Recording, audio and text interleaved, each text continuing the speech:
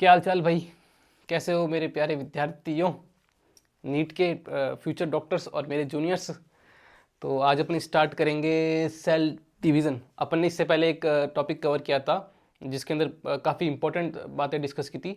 Basically cell को समझना बहुत इंपॉर्टेंट था और अभी उसी कड़ी में अपन आगे बढ़ते हुए अपन पढ़ेंगे सेल डिवीज़न।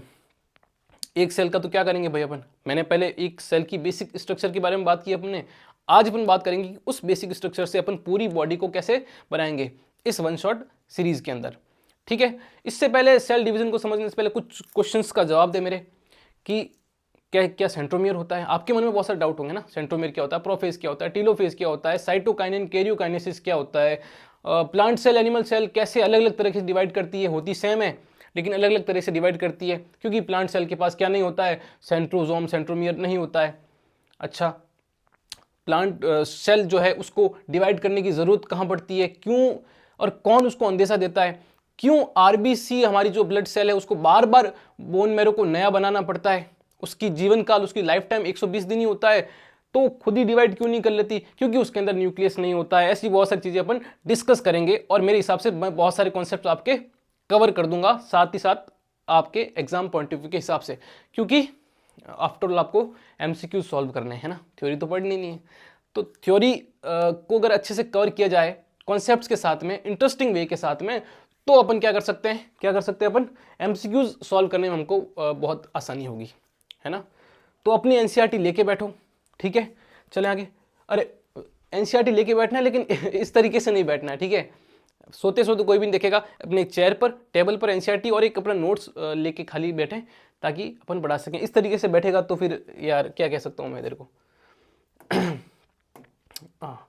ये आ गई अपने सेल साइकिल बोल लो, सेल डिवीजन बोल लो, कुछ भी कह लो।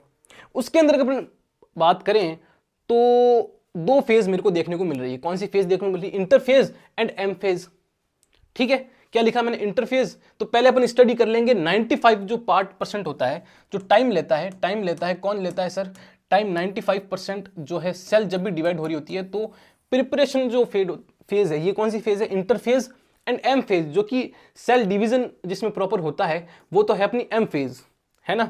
लेकिन किसी भी चीज के लिए प्रिपेयर होना जरूरी है। जैसे तुम प्रिपेयर हो रहे हो अभी एग्जाम, जो तुम्हारा साल भर का प्रिपरेशन टाइम है वो 99% है, और जब तुम जाते हो एग्जाम में 3 घंटे के लिए जो एक्चुअल में पेपर अपना नॉलेज रिप्रेजेंट कर रहे हो वो टाइम बहुत कम है, लेकिन उसके लिए 99% जो टाइम आपने डिवाइड किया है प्रिपरेशन के वक्त, वो ये वाला फेज है। कौन सा फेज है? इंटरफेज, जिसको बोलते हैं। क्या बोलते हैं? इंटरफेज। उसके अंदर भी अलग अलग तरह की फेजेस अपन डिस्कस करेंगे, लेकिन ये समझ लो कि 95 to 99% भाग इंटरफेज होता है। जैसे अगर 24 घंटों के अंदर डिवाइड हो रही है कोई सेल, तो 23 घंटे तो उसको इंटरफेज में लग जाएंगे। कितने घंटे लग जाएंगे? 23 घंटे। 1 घंटे में ये वाला प्रोसेस हो जाएगा, समय। तो एक बार से इसका स्क्रीनशॉट लो या फिर इसको नोट करो, जो भी करो। रेस्टिंग फेज है ये। रेस्टिंग फेज क्यों बोलते हैं? इस एक्चुअली में उस समय नॉलेज नहीं था बच्चों को, लोगों को, उनको लगता था कि यार 23 घंटे तक तो ये रेस्ट में पड़ी है, फिर 1 घंटा इसने काम करना स्टार्ट किया है। जबकि उसका डिटेल में स्टडी की तो उसमें पता लगा कि इसके अंदर बहुत सारी इंटरफेस के अंदर बहुत सारी ऐसी एक्टिविटीज हो रही है जिसके अंदर क्या कर रहा है, वो प्रिपरेशन कर रहा है, डीएनए को डबल कर रहा है, सेल मेम्ब्रेन व्हाटएवर जो भी ऑर्गेनलीज है उनको डबल कर जा रहा है, बहुत सारी प्रिपरेशन कर रहा है। सेल डिवाइड होना क्यों जरूरी है भाई? ये अगर सवाल पूछ लो तो मैं तुमसे, रेशियो को मेंटेन करने के लिए, मास रेशियो को मेंटेन करने के लिए सेल बड़ी होती जाएगी, उसकी मेम्ब्रेन, उसके अंदर की ऑर्गेनलीज, डीएनए कंटेंट सब कुछ अगर बड़ा हो जाएगा तो उस कंटेंट अंदर का जो माल मसाला है उसके कंपेयर में जो बाहर की जो सेल वॉल है या सेल मेम्ब्रेन है, वो उसका जो रेशियो बिगड़ जाएगा। तो उस रेशियो को मेंटेन करने के लिए 2 भागों में तोड़ देंगे। जैसे परिवार बड़ा होता जाएगा तो शिफ्ट हो जाते हैं, अलग अलग हो जाते हैं, है ना। 2 बच्चे थे, पहले एक ही परिवार में रहते थे, फिर 2 बच्चे हुए, उनके बच्चे हुए, तो परिवार बड़ा हुआ तो नया घर बनाना पड़ेगा, नए घर में शिफ्ट होना पड़ेगा, तो डिवाइड हो गए। जैसे परिवार डिवाइड हो रहा है वैसे ये सेल डिवाइड हो रही है। समझ में आया क्यों डिवाइड हो रही है? रेशियो को मेंटेन करने के लिए, मास रेशियो को मेंटेन करने के लिए। आगे चले, पहले इंटरफेस को समझे। उससे पहले मैं आपका एक एनसीईआरटी का मैं सारे आई डायग्राम एनसीईआरटी के ही लेके आता हूँ, ठीक है। तो आप भी अपनी एनसीईआरटी अपने पास रखे। देखो, ये देखो, मैं भी अपनी एनसीईआरटी मेरे पास रखता हूँ। काफ़ी पुरानी हो गई है जब मैं तैयारी करता था, लेकिन अभी भी मैं इसको अपने जिगर के टुकड़े के समान रखता हूँ। ये पहला प्यार है, ठीक है। तो अब अपन बात करेंगे इस डायग्राम की, इसको समझे। तो ये वाला कौन सा फेज है अपना? ये तो अपना एम फेज है, ठीक है, माइटोटिक फेज। जो एक्चुअली डिवीजन करने वाला फेज है वो कौन सा फेज है, ये वाला इंटरफेज है ना। उसके बाद जो ये वाला तीन सबसे 95% भाग आपको दिखाई दे रहा है G1, S और G2, ये कौन सा फेज है, ये अपना एक्चुअली में इंटरफेज है। जो रेस्टिंग फेज बोलो या प्रिपरेशन फेज बोलो, वो ये वाला फेज है। इसमें देखो आपको ना G1 स्टार्ट करेंगे अपन, इसके अंदर भी तीन फेज है। किसके अंदर, प्रिपरेशन फेज के अंदर भी तीन फेज है, G1, S एंड G2। इसको भी डिस्कस करेंगे अपन। उससे पहले यहाँ पे देखो, यहाँ पे एक डायग्राम में ये वाला क्वेश्चन बन जाएगा, जो कोई कवर नहीं करेगा वो अपन कवर करेंगे। यहाँ G0 लिखा है। G0 मतलब कि क्या, ये कौन सा फेज है सर, ये यहाँ पे प्रिपरेशन की उसने और वो यहाँ पर आकर रुक गया, इसका मतलब कि वो एग्जिस्ट कर गया, सेल डिवीजन से बाहर निकल गया। क्या वो सेल मर जाएगी, क्या वो मेटाबॉलिकली जो भी उपापचय क्रिया होती है वो करना बंद कर देगी, नहीं, वो सेल डिवीजन से एग्जिट कर चुकी है, बाहर निकल चुकी है, लेकिन मेटाबॉलिक एक्टिविटीज करती रहेगी। इसका क्या कारण हो चुका है, कुछ ना कुछ, या तो उसके डीएनए में एक्सचेंज हो चुका है, या डीएनए रेशियो कम हो चुका है, बढ़ चुका है। अगर वो डिवाइड हो गई सेल, तो सेल को नुकसान हो जाएगा, क्रोमोसोम इनबैलेंस हो जाएगा, जेनेटिकली इनबैलेंस हो जाएगा। इस कारण से वो रुक जाती है। बहुत सारी ऐसी सेल होती है जो G0 फेज में चली जाती है। G0 फेज का मतलब, ये G0 फेज है ना, इस G0 फेज का मतलब होता है कि सेल जो है मेटाबॉलिक मतलब जो है कार्यशील तो रहेगी, उपापचय सारी क्रियाएं करेगी, लेकिन वो क्या होगी, लेकिन वो सेल डिवाइड नहीं करेगी। क्या नहीं करेगी, सेल डिवाइड नहीं करेगी। इसको बोलते हैं G0 फेज। तो इसको एक बार बाहर निकालिए, क्योंकि अपन को सेल डिवीजन पढ़ना है ना, तो अपन इसको बाहर निकालते हैं। तो G1 फेज से अपन स्टार्ट करेंगे। इंटरफेज जो ये है, ये रेस्टिंग और प्रिपरेशन फेज है, इसके अंदर पहले अपन स्टार्ट करेंगे G1 फेज। ये देखो इंटरफेज आया, इंटरफेज। तो इंटरफेज के अंदर अपन पढ़ लेते हैं, क्या लिखा है first line, continuously grows in size. Preparation हो रही है, सारा माल मसाला डबल हो रहा है, तो इसलिए क्या हो रही है, कंटिन्यूसली क्या हो रही है, बढ़ती जा रही है, साइज में मोटापा होता जा रहा है। उसके अंदर मैंने आपसे कहा था कि हम पहले पढ़ेंगे इसके अंदर G1 फेज। कौन सी phase, G1 phase. Okay sir. उसके अंदर क्या लिखा है, मैंने लिखा है कि cell is metabolically active. Metabolically active यानी कि जितनी भी उपापचय क्रिया हो रही है वो सारी एक्टिव रहेगी, है ना। श्वसन क्रियाएं, CO2 O2 जो भी मेटाबॉलिक क्या बोलते हैं रे यार, जो भी है, तो ये सारी उपापचय क्रिया एक्टिव रहेगी। नंबर ऑफ क्रोमोसोम जो हैं वो कितने हो जाएंगे, 2n ही रहेंगे। 2n क्यों लिखा है सर आपने, नंबर ऑफ क्रोमोसोम के बारे में बात करूं मैं, थोड़ी सी साइड में ले जाते हैं इसको। नंबर ऑफ क्रोमोसोम 2n, क्या भाई, नंबर ऑफ, अरे अरे अरे अरे मजे ले रहा है क्या, ठीक है। नंबर ऑफ क्रोमोसोम 2n लिखा है। नंबर ऑफ क्रोमोसोम 2n क्यों लिखा भाई इसने, यानी कि यहां पर क्या है, 2n इजिकल्स टू 46 क्रोमोसोम। अगर n की बात होता तो 23 क्रोमोसोम। यानी ये क्या है, ये जोड़े हैं, इस जोड़ों की बात कर रहा। हमारे अंदर एक सेल के अंदर, हमारी कोई भी सेल, हाथ की, बाल की, एक्सेप्ट माई स्पर्म, एक्सेप्ट और स्पर्म जो भी है, यानी गैमेट की अगर बात करें, उसको अगर साइड में रखें, मियोसिस जो कि नेक्स्ट लेक्चर में बताऊंगा, यहाँ पे अपन सिर्फ और सिर्फ माइटोसिस की बात करेंगे। सेल डिवीजन भी दो टाइप के होते हैं, मियोसिस एंड माइटोसिस। अभी अपन सिर्फ माइटोसिस की बात करेंगे, जिसके अंदर की नंबर ऑफ क्रोमोसोम सेम रहेगा, क्योंकि अगर मेरे हाथ की एक सेल है जिसके अंदर क्रोमोसोम 46 है, तो दूसरी वाले के अंदर भी 46 ही रहेंगे। तो अभी अपन बात करेंगे कि 2n का मतलब क्या था। 2n का मतलब कि 46 क्रोमोसोम, यानी कि 23 गुणसूत्रों के क्रोमोसोम के जोड़े। अगर सिर्फ n की बात होती तो 23, तो एक सेल के अंदर 2n इजिकल्स टू कितने होते हैं, 46 क्रोमोसोम होते हैं। कितने क्रोमोसोम होते हैं, 46 क्रोमोसोम होते हैं। अभी इस सेल के अंदर कितने क्रोमोसोम है, अभी इस सेल के अंदर 2n equals to 46 chromosome present है एक सेल के अंदर। एक सेल के अंदर 46 इस तरीके से जोड़े प्रेजेंट है, ऐसे 46। ओके सर, ठीक है। क्रोमोसोम है क्या एक्चुअली, किसी को पता है? हाँ सर, जो कि हमारा पता ही होगा, तुम नीट की तैयारी कर रहे हो यार। ये क्रोमोसोम है बेसिकली, फिर भी बता देता हूँ किसी को नहीं पता हो तो। ये क्रोमोसोम होता है, किसके अंदर होता है, हमारे न्यूक्लियस के अंदर होता है। करता क्या है, ये डीएनए जो इसके अंदर होता है, जेनेटिकली मेकअप होता है, उसको कंटेन करता है, उसको क्या करता है, कैरी करता है। कौन, ये क्रोमोसोम। किसके अंदर होता है, सेल के अंदर। न्यूक्लियस, ये सेल है और सेल के अंदर न्यूक्लियस है। न्यूक्लियस के अंदर क्या होता है, क्रोमोसोम होता है। क्रोमोसोम के अंदर क्या होता है, डीएनए होता है, हमारा जेनेटिक मेकअप होता है। समझ में आया? तो सारा खेल इसी का ही है। यही अंदेशा होगा, जैसे ये डबल होगा तो सेल को डिवाइड करना पड़ेगा। तो सारा खेल किसका है, क्रोमोसोम का है। ठीक है, समझ में आया?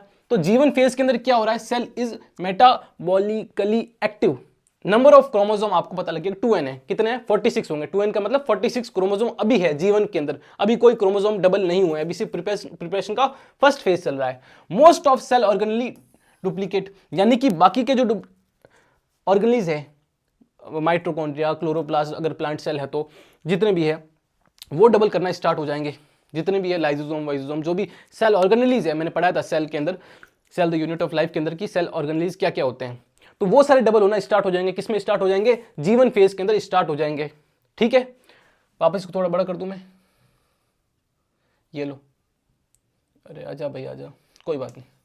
हाँ, क्या लिख रहा था मैं तुमको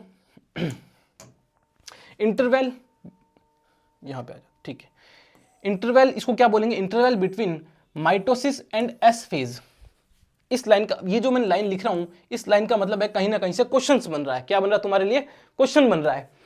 ये लाइन क्या कह रही है, इंटरवल बिटवीन माइटोसिस यानी कि एम फेज, एस फेज कहां है, दिखाता हूं मैं तुमको वापस, देखो मैंने तुमको यहां बताया था, क्या लिखा इसने, मैंने स्टेटमेंट क्या लिखा था, इंटरवल बिटवीन माइटोसिस यानी ये वाला फेज, ये वाला फेज क्या है, माइटोसिस है, ये वाला फेज तुम्हारा माइटोसिस। तो मैंने जीवन के बारे में बात हो रही थी, जीवन के बारे में मैंने स्टेटमेंट पढ़ा था कि interval between mitosis and S phase, इस एस फेज के और इस एम माइटोसिस फेज के बीच में कौन सा इंटरवल है, जीवन बीच में आता है। क्वेश्चंस बनते रहते हैं। एक और कंफ्यूजन करने के लिए क्वेश्चन तुम्हारे बनेगा, अगर इसको साइड करूं, एक और क्वेश्चन कौन सा बनेगा तुम्हारे, देखो, हु फॉलोज हु, यानी कौन किसको फॉलो करता है। अगर क्वेश्चन आ जाए, एक स्टेटमेंट आ जाए कि जीवन फॉलोज G2, क्या ये राइट स्टेटमेंट है या रॉन्ग स्टेटमेंट है। जीवन, इसको बड़ा करूं, ये देखो क्या स्टेटमेंट लिखा मैंने, जीवन फॉलोज G2, क्या जीवन फॉलो करता है G2 को, यानी आप ये सोचोगे, आप कहोगे सर ये राइट स्टेटमेंट है क्योंकि G2 आगे है और ये पीछे है, तो जो आगे होता है पीछे वाला उसको फॉलो करता है, तो क्या स्टेटमेंट राइट है, नहीं, ये स्टेटमेंट आपका रॉन्ग है। क्या है स्टेटमेंट आपका, ये रॉन्ग स्टेटमेंट है। क्यों, क्योंकि जीवन पहले आया या G2 पहले आया, सर जीवन पहले आया था, जीवन चलेगा खत्म होगा, उसके बाद एस स्टार्ट होगा, उसके बाद G2 स्टार्ट होगा, उसके बाद ये स्टार्ट होगा, तो इसका मतलब पहले कौन आया, जीवन पहले आया, तो पहले जो आएगा वो आगे चलेगा और उसको फॉलो कौन करेगा, बाद में आने वाला। तो क्या लिखेंगे, S फॉलोज जीवन, G2 फॉलोज S, ठीक है, ये M फेज भी फॉलो कर रहा है किसको, जीवन को। तो ये क्रम को आपको किस तरीके से याद रखना है, अगर जिसमें इस फेज के अंदर आगे आने वाले या फॉलोज आने वाले क्वेश्चन आ रहा है कि कौन किसको फॉलो कर रहा है, तो आपको सबसे पहले क्या याद रखना है कि कौन पहले आया, सबसे पहले दिमाग में कौन आना है, कौन पहले आया, कंफ्यूज नहीं होना है। इस टाइप का क्वेश्चंस के अंदर क्या करना है आपको, सीधा ये स्टेटमेंट याद रखना है कि कौन पहले आया, जो पहले आया है वो आगे रहेगा, जो बाद में आया है वो फॉलो करेगा। इज इट क्लियर, ठीक है। तो हमें अभी एक बार इस फेज को समझ रहे थे, हम इस फेज को समझ रहे थे कि कौन क्या फेज है, समझ में आया आपको, वॉटएवर जो भी है। हम कहां पे थे, हम एक स्टेटमेंट पर थे कि ये रहा, इंटरफेस के अंदर पढ़ रहे थे हम। इंटरफेस के अंदर मैंने एक स्टेटमेंट पढ़ा था, interval between mitosis and S phase. तो आपको ये लाइन क्लियर हो चुकी होगी, चले आगे। उसके बाद अपन चलते हैं एस फेज के अंदर। किसके अंदर चलेंगे, एस फेज के अंदर। ये मीम क्यों जोड़ा सर आपने, बार बार तंग करने का माने कि हमको, नहीं, कुछ कारण है इसलिए जोड़ा है कि कुछ कंफ्यूजन वाला क्रोमोसोम का, और क्योंकि बाकी सारी चीजें तो मुझे पता है पढ़कर कर लेते हैं, लेकिन कुछ मेरे पास क्यों आए हो तुम, क्योंकि कुछ एक्स्ट्रा एज सीख सको, जो आपके कंफ्यूजन वाले, जो सिली यानी सीला वाले मिस्टेक जो है वो आपके मैं कवर कर सकूं, ठीक है। तो एस फेज के अंदर बेसिकली होता क्या है कि यहाँ पे क्या होता है, यहाँ पे होता है तुम्हारे डीएनए रेप्लिकेशन होता है, डीएनए सिंथेसिस होता है, यानी कि जो मैंने बताया था क्रोमोसोम है, उसके अंदर क्रोमोसोम के अंदर क्या है, उसके अंदर डीएनए है, वो डीएनए बेसिकली डबल हो जाएगा। एक क्रोमेटिड सेल थी, ये इस तरीके से, उसके अंदर डीएनए था, वो इस तरीके से डबल हो जाएगा। ये देखो, पहले एक क्रोमेटिड थी, वो डबल हो गया। किसके अंदर होगा वो डबल, एस के अंदर, एस फेज के अंदर। कौन सी फेज, एस फेज, ये वाली फेज, इस वाली फेज के अंदर डबल हो जाएगा। वेरी गुड, ठीक है, इस फेज के अंदर डबल हो जाएगा। कौन डबल हो जाएगा, डीएनए, ठीक है। ऑर्गेनलीज किस में डबल हो रही थी, जीवन के अंदर। डीएनए किस में डबल होगा, एस फेज के अंदर।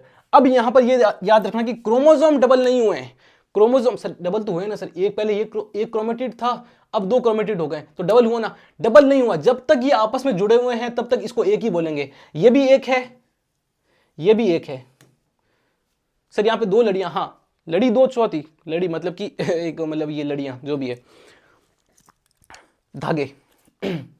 तो जब तक ये जुड़ा हुआ है, चले इससे 5 जुड़े हुए हैं चाहे 10 जुड़े हुए हैं, वो एक ही क्रोमोसोम गिना जाएगा। अगर मैं इसको बीच में से अलग कर दूं तो 2 क्रोमोसोम माना जाएगा। तो अभी तक क्या कंफ्यूजन दूर हुआ तुम्हारा?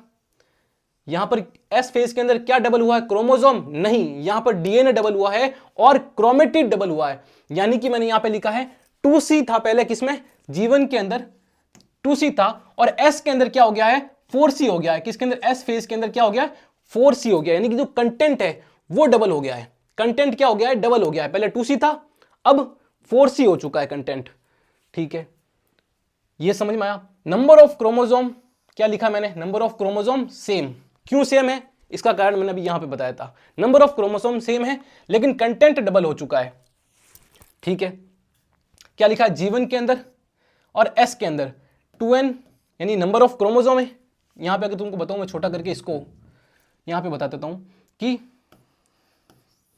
नंबर ऑफ क्रोमोसोम की बात हो रही है। नंबर ऑफ क्रोमोसोम की बात है तो वो अपन रिप्रेजेंट करेंगे 2n से। किससे रिप्रेजेंट करेंगे? 2n से रिप्रेजेंट करेंगे। ठीक है, कोई बात नहीं। और अगर किसकी बात हो रही है? कंटेंट की, यानी डीएनए की बात हो रही है।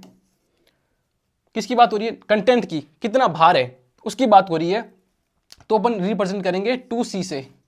2C से तो यहां पे कंटेंट डबल हो चुका है, 2C से 4C हो चुका है। बड़ा कर दूं फिर से,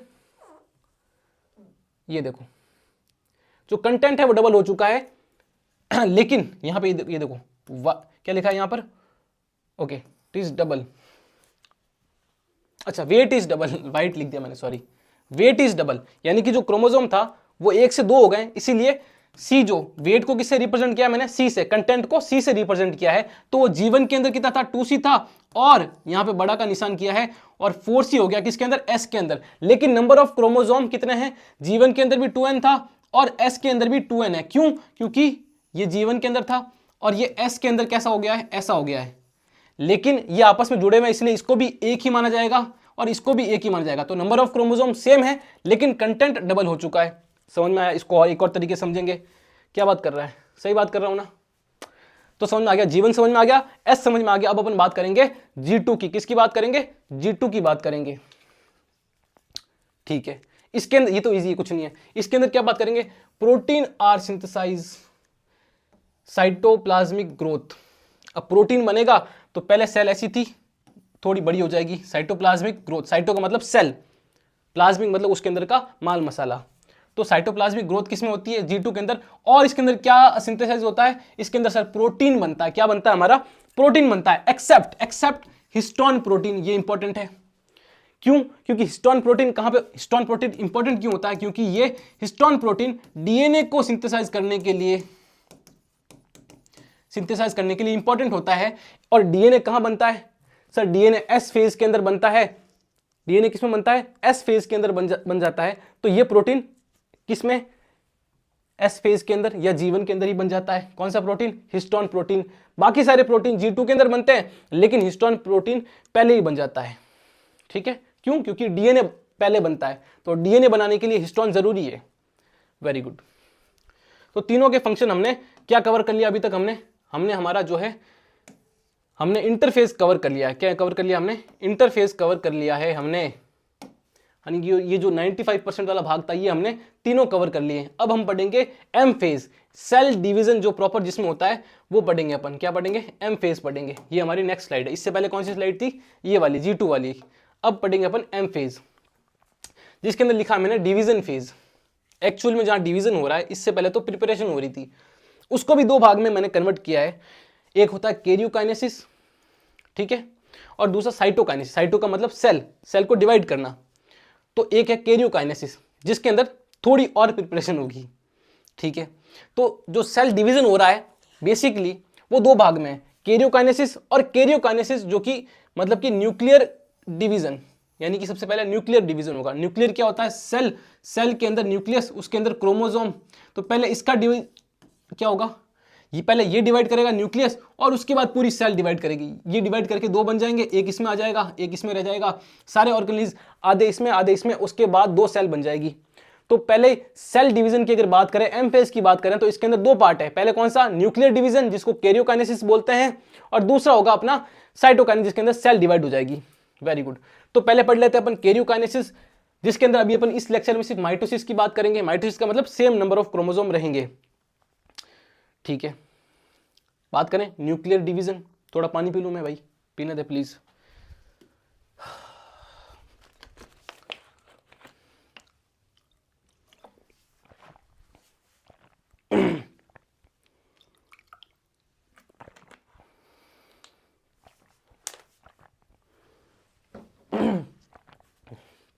तो क्या पढ़ा अपने? कैरियोकाइनेसिस पढ़ेंगे। कैरियोकाइनेसिस के अंदर prophase, metaphase, anaphase and telophase, चार फेज अपन पढ़ेंगे। किसके अंदर?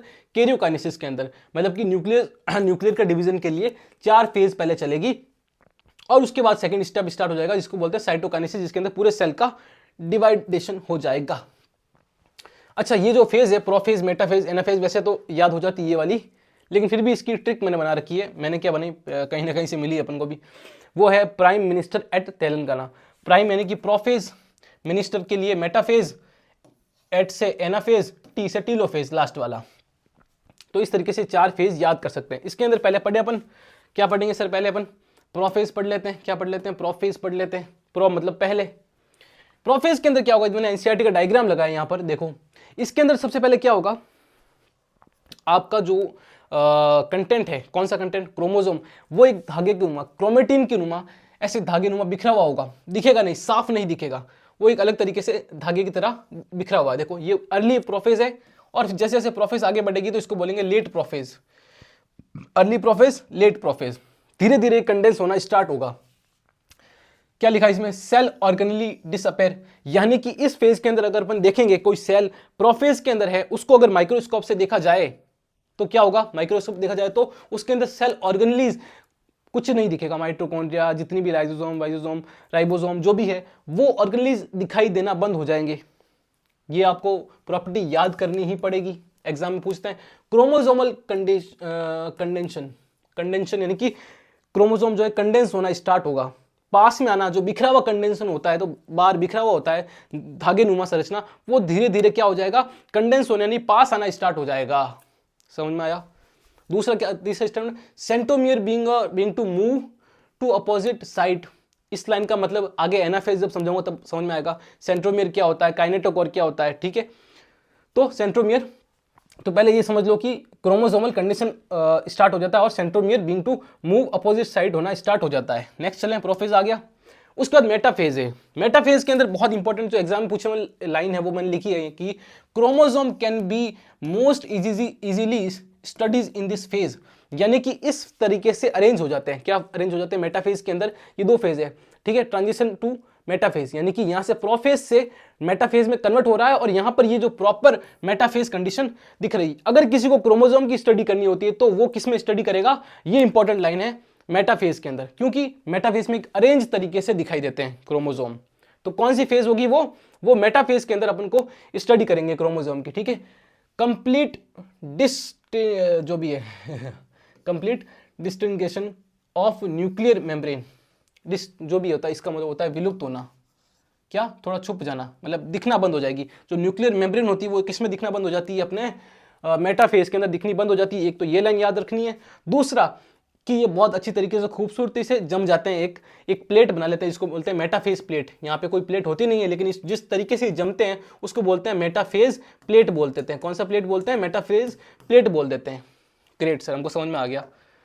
उसके बाद जो है माइटोटिक, ओके, अच्छा, इसके अंदर क्या बन जाते हैं मेटाफेज के अंदर? मेटाफेज के अंदर सर ये है क्या बेसिकली? ये धागे क्या है? ये देखो, ये धागे क्या, और ये क्या, ये बताया नहीं आपने। ये क्या मैंने इसमें बताया था तुम्हारे? हाँ, यहां पे क्या होता है कि, हाँ, ये लिखा centrosome being to move opposite side. यहां पे सेंट्रोजोम होते हैं, यहां पे सेंट्रोजोम होते हैं जो कि अपोजिट साइड में एक सेंट्रोमियर के अंदर सेंट्रोजोम होते हैं, किसके अंदर, तारक काई के अंदर 2 सेंट्रोजोम होते हैं। वो क्या करते हैं, इन क्रोमोजोम जब ये कंडेंस हो जाते हैं यहां पर, तो इनको खींचने के लिए, तोड़ने के लिए, मतलब 2 भागों में तोड़नी है सेल को, क्रोमोजोम को अलग अलग करना है, तो उनको क्या करना पड़ेगा, तोड़ना पड़ेगा। तो तोड़ने के लिए खींचते कौन है, ये फाइबर बनाएंगे, कौन बनाएगा, ये अपना ये सेंट्रोजोम बनाएंगे। सॉरी, इस फेज में लिखा मैंने, यहां पर ये लिखा सेंट्रोजोम बनाएंगे। ये फाइबर बनाते हैं, कौन बनाते हैं, ये फाइबर, ये सेंट्रोजोम बनाएगा। ये सेंट्रोजोम अपोजिट साइड में मूव किस में करना स्टार्ट किया था, प्रोफेज के अंदर मूव करना स्टार्ट कर दिया था। और यहां पे लिखा है सेंट्रोजोम, यहां पे क्या लिखा है, यहां पे लिखा है कि, यहां पे लिखा कुछ नहीं है, लेकिन ये सेंट्रोजोम क्या करेंगे, यहां पर इसको खींचना स्टार्ट कर देंगे, किसको, क्रोमोजोम को। तो क्या इंपॉर्टेंस है सेंट्रोजोम की, पता लगा आपको, वेरी गुड।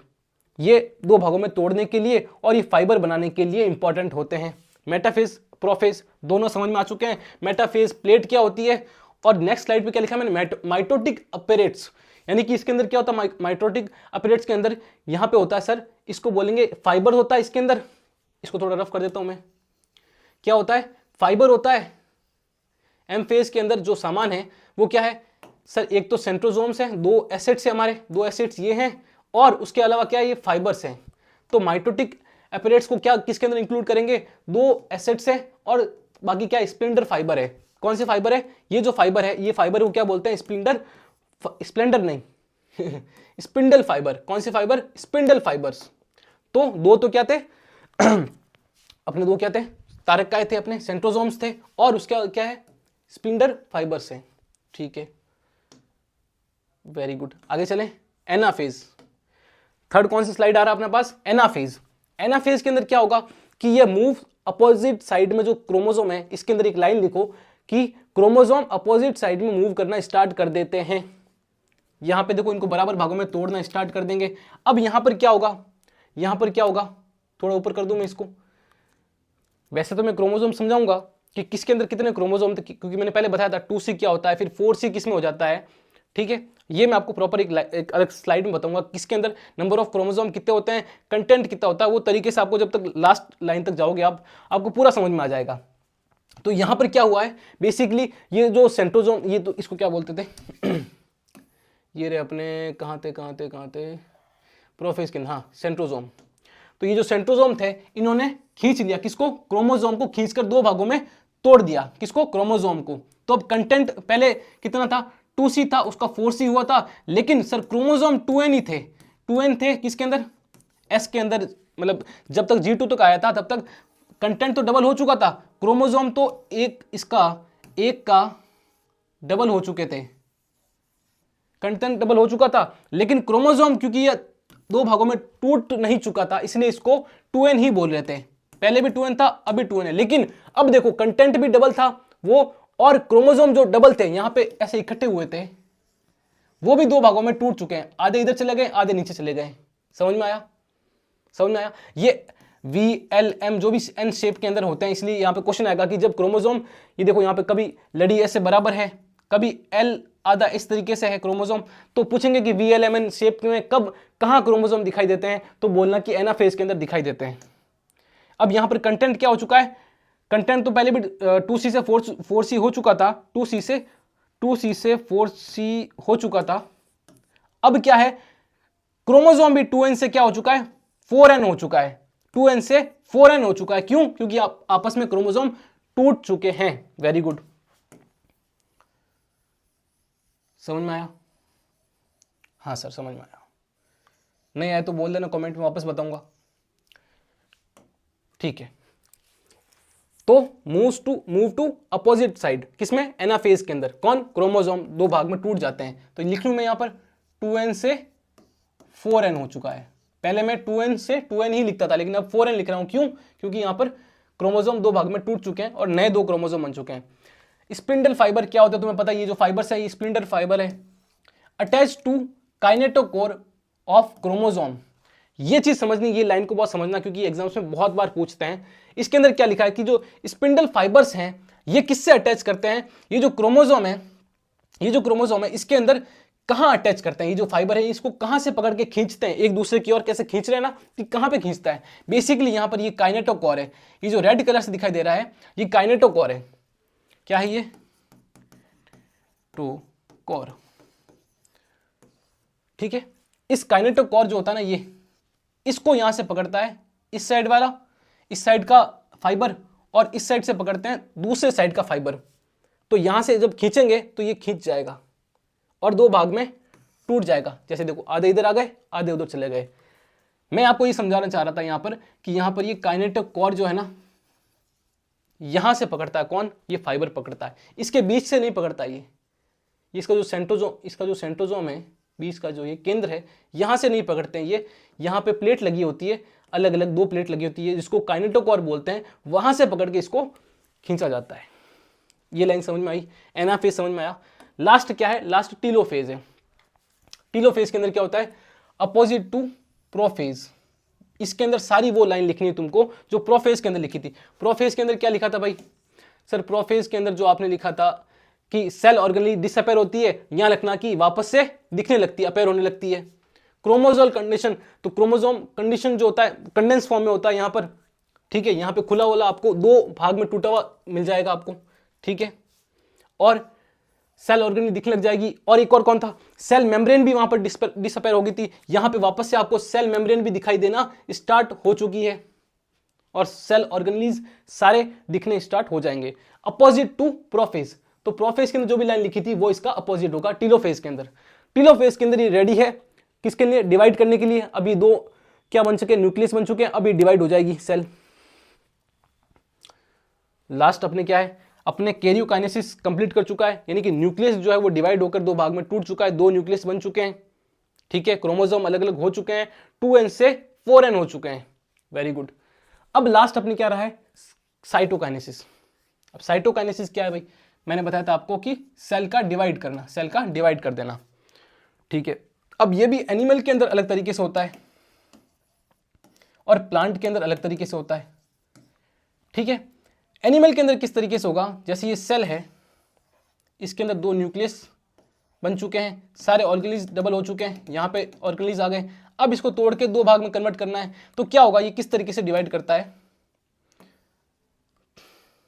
ये ऐसे बीच में इस तरीके से सेल फेरो मेथड, यानी कि बीच से इस तरीके से अंदर से कोई ना कोई खींचेगा, अंदर से खींच रहे हैं ये, इस तरीके से पिचक के तोड़ेंगे इसको बीच में से, जिसको बोलते हैं सेल फेरो मेथड। क्या बोलते हैं, सेल फेरो मेथड, बीच से तोड़ करके तोड़ेंगे इसको, ठीक है। प्लांट सेल के अंदर क्या होता है, प्लांट सेल के अंदर एक ऊपर क्या होती है, प्लेट, मतलब सेल वॉल भी होती है। एनिमल सेल के अंदर सेल वॉल नहीं होती है, प्लांट सेल के अंदर सेल वॉल होती है। तो ये जो सेल है अंदर, इसको डिवाइड करने के लिए क्या बन जाती है, बीच में एक प्लेट बनती है, और वो प्लेट के जरिए बीच से टूटा जाता है, मतलब कि बाहर की ओर तोड़ेंगे। ये अंदर की ओर खींच के टूट रही थी, ये बाहर की ओर इसको खींच के तोड़ेंगे। इसको क्या बोलेंगे, सेल प्लेट मेथड बोल देंगे। तो प्लांट सेल के अंदर क्या होता है, प्लेट मेथड होता है। एनिमल सेल के अंदर जो है वो फेरो मेथड होता है। Very good. तो हमने लगभग बहुत कुछ समझ लिया है। मियोसिस अपन नेक्स्ट लेक्चर में पढ़ेंगे, लेकिन इससे पहले अपन जाना मत, आपको क्रोमोसोम के नंबर वो समझा देता हूं अच्छे तरीके से। अंदर एक टेबल बनाते हैं अपन, ठीक है। सबसे पहले अपन ने क्या स्टार्ट किया था सर, अपने सबसे पहले क्या स्टार्ट किया था, यहां लिख रहा हूं मैं, ठीक है, क्योंकि ऊपर फ्लैश पड़ रहा है। G1 फेज आई थी, S फेज आया था, G2 फेज आया था, फिर क्या आया था, फिर सर प्रोफेज आया था, फिर मेटाफेज आया था, फिर एनाफेज आया था, फिर टीलोफेज आया है। उसके बाद साइटोकाइन होकर सेल डिवाइड हो गई। तो इस फेज के अंदर अपन को नंबर ऑफ क्रोमोसोम देखना है। क्या देखना है, छोटा कर दूं थोड़ा सा, अरे छोटा हो जा भाई, ये देखो हल्का सा छोटा हो गया, ठीक है। नंबर ऑफ क्रोमोसोम देखना है ना, तो पहले लिख दूं मैं नंबर ऑफ क्रोमोसोम, उसके बाद कंटेंट और क्रोमेटिड, नंबर ऑफ, यहां पे ये तो हो गया अपना number of content, number of chromosome, chromosome यानी ये वाला, ये क्रोमोसोम, नंबर ऑफ कंटेंट। उसके बाद आएगा number of chromatid, number of chromatid. Sir ये क्रोमेटिड क्या है, क्रोमेटिड, ठीक है। देखो क्रोमेटिड का मतलब समझा देता हूं। जैसे ये क्रोमोसोम है, ये क्रोमोसोम है, उसके अंदर जो ये लड़ियां दिख रही ना आपको, ये इस तरीके से, ये एक तरह की क्रोमेटिड है, ये एक पूरी क्रोमेटिड है, ये एक अलग क्रोमेटिड है। 2 क्रोमेटिड मिलकर एक क्रोमोसोम बना रखा है। ये आपस में क्या है, इसको आपस में बोलते हैं सिस्टर क्रोमेटिड। क्या बोलते हैं? बहनें, एक दूसरे की बहन है, ये सिस्टर क्रोमेटिड बोलते हैं। तो क्रोमेटिड का मतलब समझ में आ गया आपको, एक लड़ी। क्रोमोसोम का मतलब समझ में आ गया, और नंबर ऑफ कंटेंट ये आपको पता है। किसके अंदर कितना होता है, अपन एक टेबल बना लेते हैं, एक टेबल बनाते हैं, उसके अंदर देखेंगे। तो जीवन के अंदर नंबर ऑफ क्रोमोसोम कितना होता है सर, तुम बोलो? 2n होता है। कितना होता है? 2n होता है। यानी क्रोमोसोम कितने होते हैं? 46 होते हैं। 2n इजिकल्स टू 46 क्रोमोसोम होते हैं। वेरी गुड सर, पता है हमको। एस के अंदर कितने रहते हैं? एस के अंदर डीएनए तो डबल हो जाता है, लेकिन क्या डबल नहीं होता है? क्रोमोसोम उतना ही रहता है।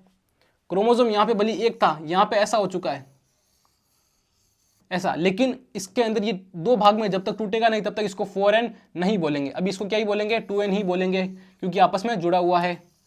ठीक है। नंबर ऑफ कंटेंट की बात करें तो यहां पे कितना था? 2c था, और एस फेज के अंदर डीएनए डबल होकर 4c बन जाता है। ठीक है। Number of chromatid, number of chromatid की बात करें तो नंबर ऑफ क्रोमेटिड की बात करें तो यहां पर कितनी होगी? यहां पर ये तो इसके बराबर होगी 2n। नंबर ऑफ, एक और टेबल बनाई थी आई थिंक, उसके अंदर अच्छे से लिखा होगा नंबर ऑफ, अच्छा ये जो नंबर ऑफ क्रोमेटिड से 46, नंबर ऑफ क्रोमेटिड की अगर बात करूं, ये रहा, तो कितने होंगे? 2n इजिकल्स टू क्रोमेटिड कितने थे अपने पास? 46 क्रोमेटिड थे। 46, ये देखिए इस तरीके से जो जोड़े होते हैं, ये कितने होंगे? 46 थे। 2n इजिकल्स टू, ठीक है। यहां पे कितने हो जाएंगे? यहां पे कंटेंट डबल हो चुका है, यानी कि 92 हो जाएंगे। 92 हो जाएगा। यहां पे कितना था? इस तरीके से एक जोड़ा था जो कि डबल होकर कितना हो गया है? 92 हो चुका है। 46 का डबल कितना हो जाएगा? 92 हो जाएगा। ठीक है। G2 के अंदर कितना रहेगा? सेम रहेगा, 2n ही रहेगा, 4c रहेगा और 92 ही रहेगा। समझ में आया? उसके बाद आएगा अपना प्रोफेज के अंदर। प्रोफेज के अंदर भी सेम कंडीशन, क्योंकि अभी तक कुछ डिवाइडेशन नहीं हुआ है। मेटाफेज के अंदर भी सेम कंडीशन। एनाफेज के अंदर कुछ ना कुछ बदलाव आएगा, यहां पर 4n हो जाएगा, क्योंकि एनाफेज के अंदर डबल हो चुके थे। ये देखो, एनाफेज के अंदर डबल हो चुका था, टूट जाते हैं। फाइबर स्पिंडल, स्प्लेंडर नहीं स्प्लिंटर, फाइबर तोड़ के अलग कर लेते हैं, इसीलिए ये 2n से 4n हो जाएगा। क्रोमोसोम अलग हो जाएगा, कहां से पकड़कर? क्या बोलते हैं उसको, क्या बोला था उसको? काइनेटोकोर से पकड़ के उसको अलग कर देते हैं, तो ये 4 होंगे। बाकी सब सेम ही रहेगा। 4c हो चुका था, 92 रहेगा। ठीक है। टीलोफेज के अंदर भी सेम कंडीशन रहेगी। तो ये टेबल याद रहेगी तुम्हें अच्छे से। Very good. तो अपन इसके नेक्स्ट लेक्चर में मियोसिस पढ़ेंगे। तब तक आपको ये पूरा तरीके से रिवाइज करना है। मेरे हिसाब से पूरा कवर हो चुका होगा, कहाँ पे क्या क्रोमोसोम होता है, कहाँ पे कितना डीएनए कंटेंट होता है, नंबर ऑफ क्रोमोसोम। जो कंफ्यूजन वाले थे, बेसिकली मैं आपको वो लेक्चर प्रोवाइड कर रहा हूँ जिसके अंदर जो भी आपके सीला सीली मिस्टेक होता है वो कवर हो जाए, उसकी कोशिश कर रहा हूँ मैं। ठीक है। तो very very all the best.